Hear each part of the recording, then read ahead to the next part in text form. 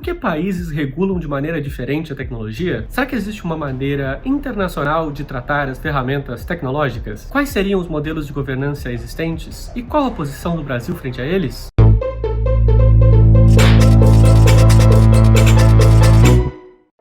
Olá, eu sou o Christian Perrone e nessa websérie vamos explorar juntos o futuro e o perigo da era digital. Nos episódios anteriores falamos sobre o futuro da proteção de dados, os desafios do reconhecimento facial na segurança pública e o futuro da inteligência artificial. Neste, vamos falar sobre a geopolítica da tecnologia. Sabemos que a internet e as plataformas tendem a ser globais, mas as regulações usualmente são nacionais. Como podemos enfrentar esse paradoxo? Eu tenho plataformas que foram criadas em um certo país, são empresas que foram criadas em um país e que podem, muito naturalmente, plasmar nos seus termos de uso a cultura jurídica desse país. Mas na medida que elas desenvolvem o seu serviço para uma audiência global, eu tenho um efeito de uma verdadeira globalização jurídica, em que a cultura jurídica de um país, materializado nos termos de uso, nas regras de uma dada plataforma, é viabilizada para uma audiência global. E isso vai entrar em conflito com culturas jurídicas nacionais, com as leis locais, fazendo com que acertos e desacertos precisem acontecer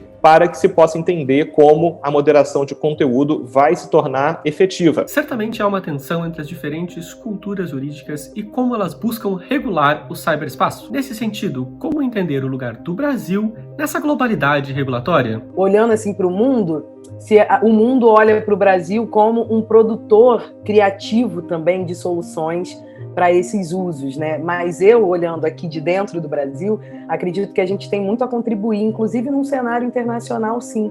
Exatamente por a gente ser esse país que é um país muito misturado, um país que tem muita diversidade, muita cultura diferente, né? Um país continental. Verdadeiramente, existe um espaço que o Brasil pode e, historicamente, já ocupou. Diego, tu que além de internacionalista, também trabalhou no Comitê Gestor da Internet, o que tu pode nos falar sobre o protagonismo do Brasil na regulação global da internet? Qualquer pessoa envolvida nesse contexto, assim, envolvida historicamente com esse processo, a primeira coisa que veio à cabeça foi, caramba, velho, esse modelo autóctone brasileiro, baseado em participação, baseado especificamente em ciência, baseado em uma permeabilidade do Estado e dos processos de tomada de decisão, ele poderia ter sido essa terceira via. Uma variação que eu acho que talvez seja válida aqui é que os processos de adequação ou os processos de internalização de princípios e normas como proteção de dados pessoais, liberdade de expressão online e questões relacionadas, pelo fato deles serem diferentes no mundo inteiro, a gente tem visto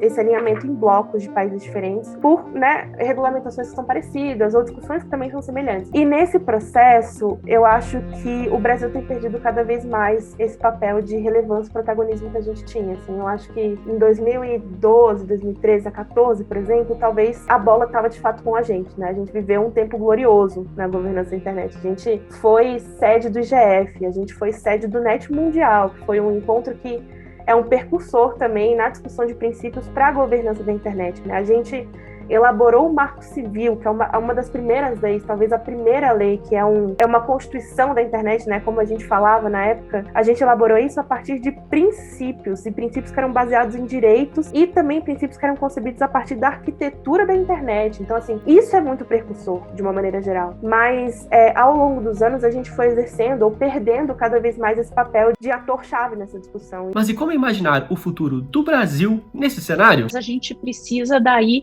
participar desse processo mesmo do desenvolvimento tecnológico, acho que para ter um papel mais relevante nessa discussão.